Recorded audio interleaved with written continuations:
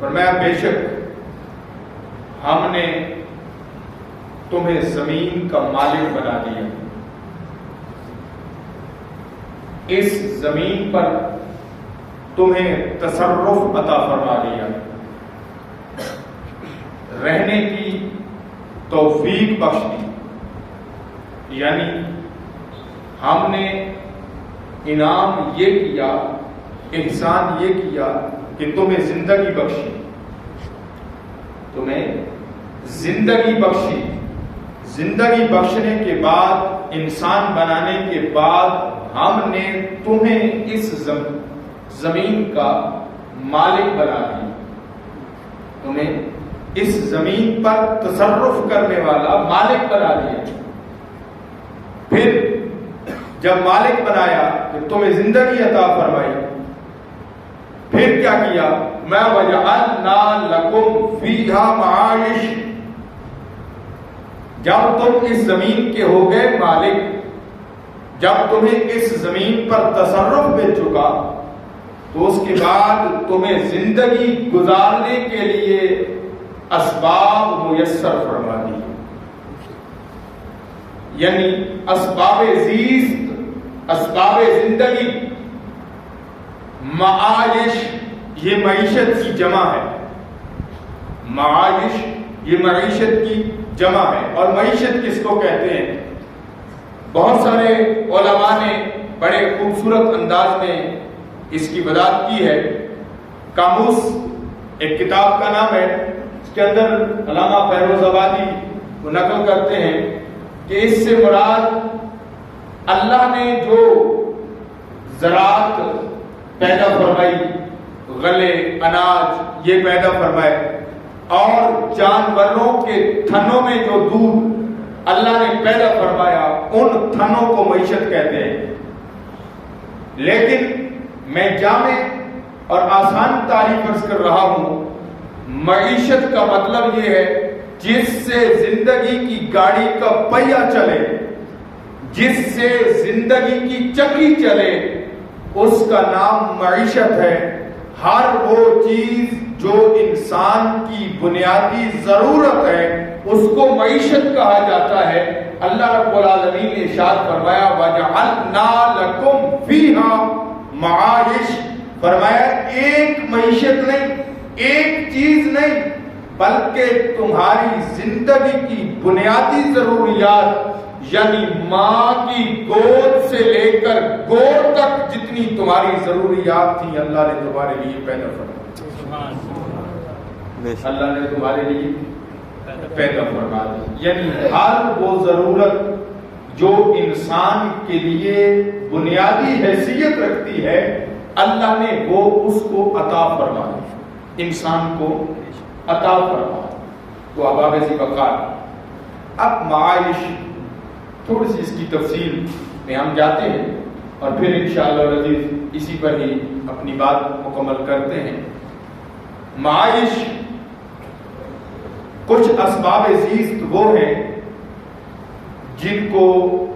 اللہ نے اپنی قدرت کاملہ سے پیدا فرمایا، مثلا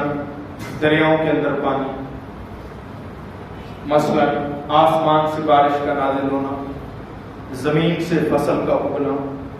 اناج اور غلوں اور پھلوں کا پیدا کرنا، نہریں چلانا، سورج اور چاند کو تخلیق فرمانا، یہ ساری چیزیں اللہ رب العالمین نے اپنی قدرت کاملہ سے پیدا فرمائی۔ اور کچھ وہ ہیں اسباب زیست، معائش کچھ وہ ہیں جو انسان نے اللہ کی دی ہوئی طاقت سے اپنے لیے پیدا ہوتی ہے۔ مثلا وہ اپنے رزق کمانے کے لیے اسباب مہیا کرتا ہے، اپنے رزق کمانے کے لیے، اولاد کو پالنے کے لیے وہ اپنے لیے ذریعہ معاش تلاش کرتا ہے۔ یہ انسان کی اپنی تخلیق ہے،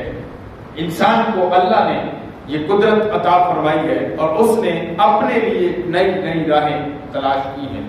ایک وقت وہ تھا کہ جب انسان آگ جلانے کے لیے 2 پتھروں کو یوز کرتا تھا، پھر انسان نے ترقی کی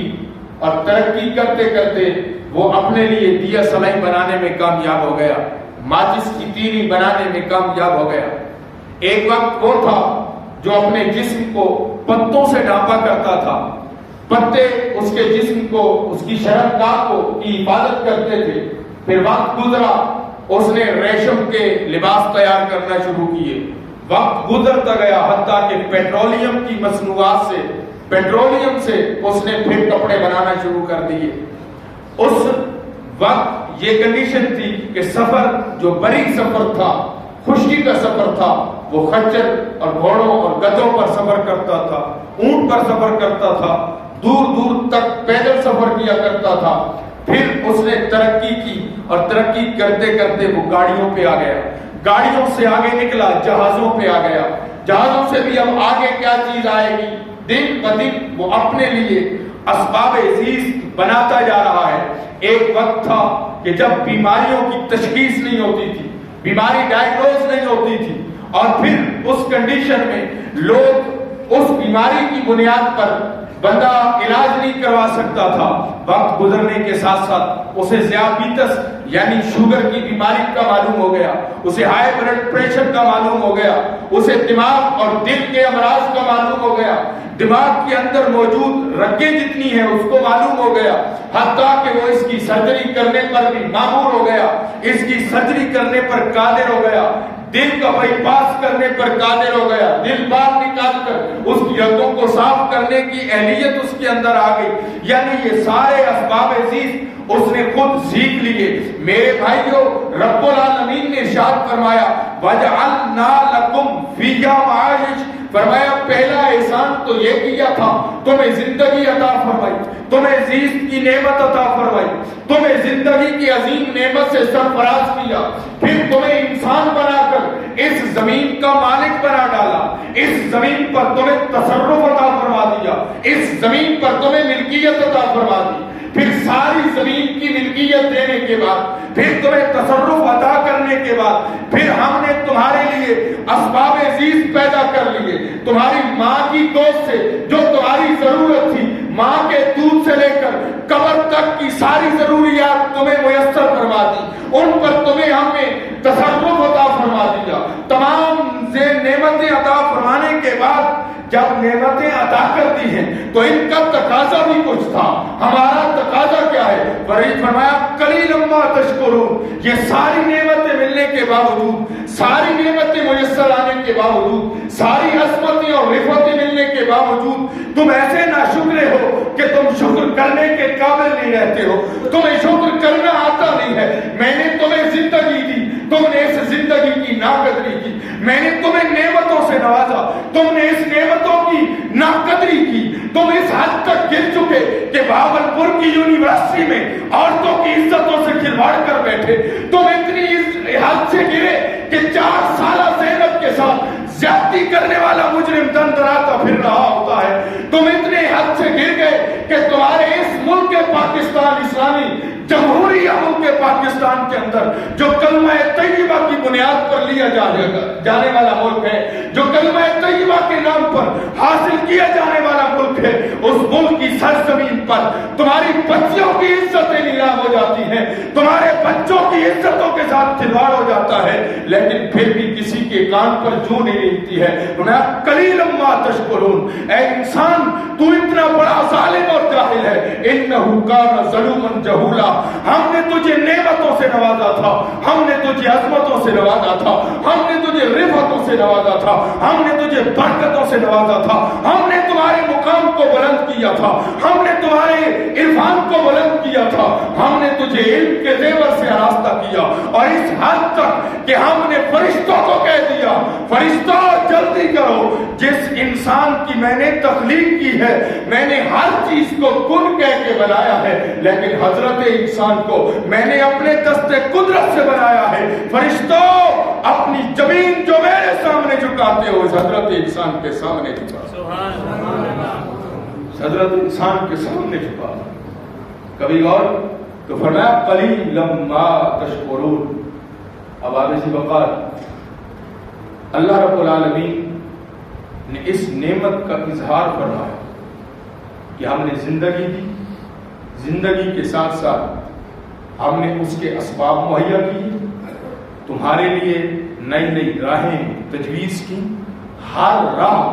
تمہارے لیے نت نال راستے کھول رہی ہے، تمہیں تعلیم کے زیور سے آراستہ کیا۔ لیکن افسوسناک بات یہ ہے کہ وہ جو تعلیم، کوئی بات نہیں، وہ جو تعلیم کے زیور سے ہم نے تمہیں آراستہ کیا تھا، تم نے اس تعلیم کا مذاق اڑایا، تم نے اس تعلیم کو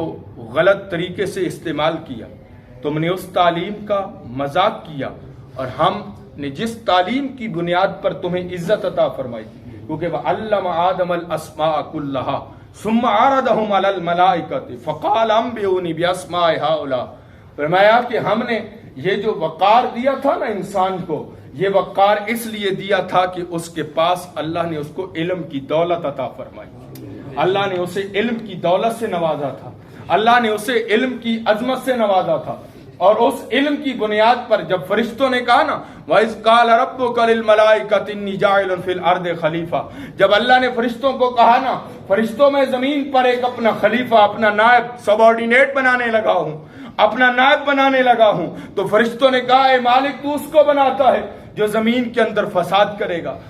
جو زمین کے اندر خون ریزیاں کرے گا۔ رب العالمین نے ارشاد فرمایا میں انی عالم ما لا تعلمون، اور میرے فرشتوں میں نے مشورہ نہیں مانگا، میں نے تم سے مشاورت نہیں کی ہے، کیونکہ میں قادر مطلق ہوں، کیونکہ میں ان اللہ علی کل شیء قدیر ہوں، میں ہر چیز کا مالک ہوں، جب چاہوں جو چاہوں جیسے چاہوں جس وقت چاہوں جتنا چاہوں جس انداز میں چاہوں تخلیق کر ڈالوں۔ میرے لیے تخلیق کرنے کے لیے مشاورت نہیں چاہیے، اس لیے کہ تم بھی میری مخلوق ہو، میں چاہوں تو تمہیں بھی مٹا ڈالوں، میں چاہتا تو تمہیں بھی نہ بناتا۔ لیکن ایک بات سنو، ایک بات یاد رکھو، تمہاری تخلیق کا مقصد بھی کوئی اور تھا، وہ صرف عبادت نہیں تھا۔ میں نے اس حضرت انسان کو تخلیق کرنا تھا، میں اس انسان آدم کو بنانا تھا، کیونکہ اس آدم کی شکل میں نے اپنا محبوب تخلیق کرنا تھا جس کا نام محمد رکھنا تھا۔ میں نے اس محمد کی خاطر ساری کائنات بنا ڈالی ہے۔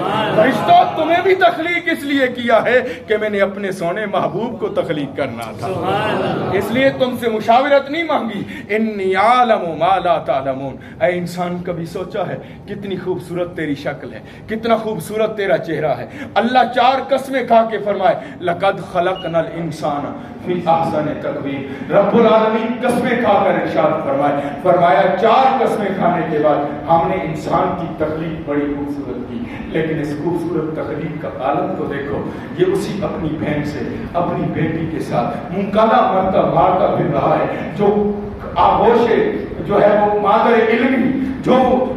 تعلیم کا جو ہے بنیادی مرکز ہو، جو تعلیم کی بنیادی آواز کا ہو، جہاں سے انسان بنتا ہے، جس کی وجہ سے انسان کو فضیلت اور برکتیں ملے، اور انسان اس فضیلت اور برکت سے ایسا محروم ہو جائے کہ رب جس کی بناوٹ پہ قسمیں کھائے فرشتوں کو جھاڑ پلا دے، فرشتوں کو جھڑک دے کہ فرشتوں خبردار تم سے مشورہ نہیں مانگا ہے۔ لیکن اس حضرت انسان نے جب یہ ظلم کیا ہوگا، جب یہ اس دھرتی پر ظلم ہوا ہوگا، ان فرشتوں نے کیا سوچا ہوگا، اس مالک پہ کیا گزری ہوگی جس مالک نے اپنے دست قدرت سے تخلیق کیا تھا، جس مالک نے انسان کو اپنے دست قدرت سے تخلیق فرمایا تھا، جس مالک نے فرشتوں کو کہا تھا فرشتوں میں اپنا نائب بنانے لگا ہوں۔ ایسے ہوتے ہیں نائب، ایسے ہوتے ہیں نائب، ایسے ہوتے ہیں خلیفے کہ جب وقت آئے تو وہ عزتوں کے ساتھ کھیل جائیں۔ ہاں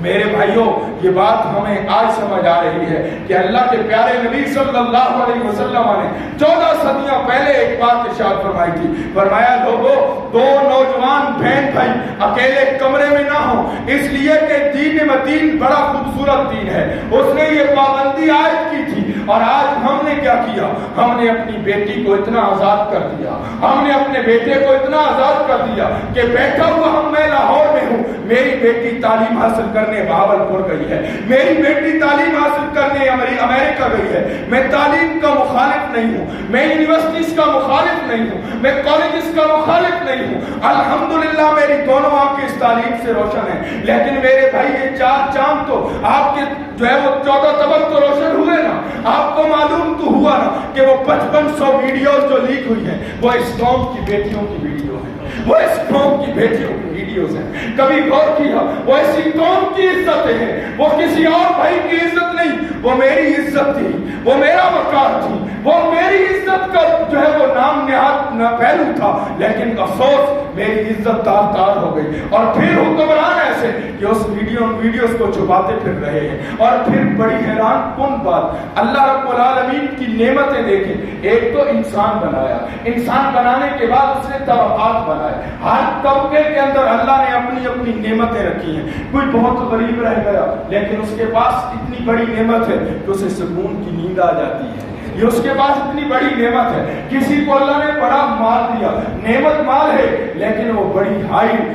پوٹینسی ٹیبلٹس کھا کے بھی اس کو نیند نہیں آتی، ڈرائیور کو بولتا ہے گاڑی نکالو، میں بڑی ڈپریشن کا شکار ہو رہا ہوں۔ یہ اللہ رب العالمین کی تقسیم ہے نا، یہ اللہ رب العالمین کے انداز ہے۔ کسی کو اللہ نے مرتبہ دیا، کسی کو اللہ نے مال و دولت دیا، کسی کو اللہ نے عزتوں سے نوازا، کسی کو علم کی دولت عطا فرمائی، اور کسی کو اللہ نے عہدہ عطا فرمایا، کسی کو ایم پی اے بنا دیا، کسی کو ایم این اے بنا دیا۔ یہ اللہ کا احسان تھا، یہ اللہ کا انعام تھا، لیکن ہوا گیا اس پر ہم متکبر ہو گئے، اس پر ہم نے تکبر اختیار کیا۔ علم والے بھی متکبر ہوئے، یہ نہ سمجھا کہ یہ علم مجھے میری کمال سے نہیں ملا ہے، میرے رب کے فضل سے مجھے ملا ہے۔ اسے یہ احساس نہ ہوا کہ یہ مال و دولت مجھے میرے کمال سے نہیں ملا ہے، میں نے یہ جو دن رات محنت کی ہے یہ اس وجہ سے نہیں ملا ہے، کیونکہ دن رات محنت تو ایک سارا دن مزدوری کرنے والا مزدور بھی کرتا ہے۔ اگر بات صرف محنت کی ہوتی تو وہ مزدور سب سے امیر ہوتا۔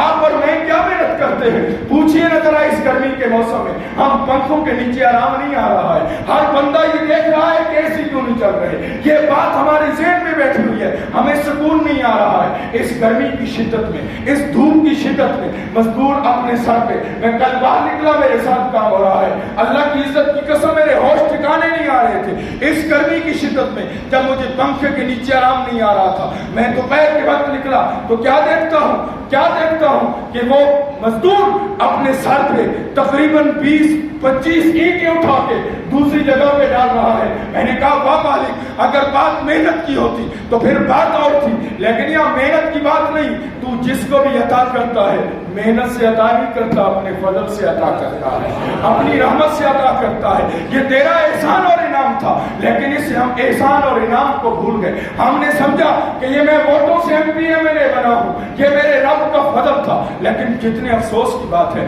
کہ ایک ایم پی اے یا ایم این اے کا بیٹا اس کام میں ملوث ہو اور وہ اس کو بچانے کی کوشش کر رہا ہو، پھر کدھر جائے گا انصاف؟ کون لے کے آئے گا انصاف؟ آؤ نہ ذرا چلتے ہیں خلفائے راشدین کے دور میں، آؤ نہ چلتے ہیں ذرا خلفائے راشدین کے دور مقدس میں، کہ جب ایک ذرہ جو چوری ہو جاتی ہے اور مل بھی جاتی ہے، قاضی وقت گواہ کو بلاتا ہے، ایک طرف امیر المومنین کھڑے ہیں، ایک طرف یہودی نان مسلم غیر مسلم کھڑا ہے، انصاف کی کیفیت دیکھیے۔ حضرت علی دعویٰ کرتے ہیں یہ ذرہ میری ہے، قاضی وقت یہودی سے پوچھتا ہے یہ ذرہ کس کی ہے؟ یہودی کہتا ہے میری ہے۔ حضرت علی کہتے ہیں اے علی، حضرت قاضی کہتے ہیں چھڑا، کہتے ہیں جلدی کرو اپنا گواہ پیش کرو۔ حضرت علی امیر المومنین، وقت کے امیر المومنین، وہ بہادر اور شجاع سیف اللہ، اللہ کے محبوب کے بڑے محبوب صحابی حضرت علی المرتضیٰ اپنے گواہ کے طور پہ اپنے بیٹے حسن کو پیش کرتے ہیں۔ حضرت امام حسن رضی اللہ تعالیٰ عنہ کی گواہی کو ریجیکٹ کر دیا جاتا ہے۔ قاضی یہ کہہ کر اس گواہی کو ریجیکٹ کرتا ہے کہ بیٹے کی گواہی قابل قبول نہیں ہے۔ حضرت علی فرماتے ہیں پھر میرا اور کوئی گواہ نہیں۔ پھر قاضی فیصلہ کرتا ہے یہ ذرہ اس یہودی کی ہے، کیونکہ آپ کے پاس گواہ نہیں ہے۔ جب یہودی کو ذرہ ملتی ہے، وہ یہودی کلمہ پڑھ کے مسلمان ہو جاتا ہے۔ اس سے پوچھا گیا تجھے کیا ہوا؟ کہا جو مذہب انصاف کا اتنا خیال رکھتا ہو اس سے سچا مذہب ہی نہیں ہو سکتا۔ ہمارے ہاں بڑی افسوس کی بات ہے، افسوس کی بات ہے کہ ہم انصاف کے اس پہلو سے اس حد تک گر چکے کہ وقت کا ایم پی بھی اپنی اولاد کو بچانے کی کوشش کر رہا ہے. لیکن ایک بات میں بس اس نعمت پر انسان کو شکر کرنا چاہیے. تو میں صرف ایک روایت ابن ماجہ شریف کی پیش کر کے اجازت چاہ رہا ہوں. وقت کے دامن میں گنجائش نہیں بچی. کریم آقا علیہ الصلوۃ والسلام کا فرمان حضرت انس رضی اللہ تعالیٰ عنہ بیان کرتے ہیں. فرماتے ہیں کریم آقا علیہ الصلوۃ والسلام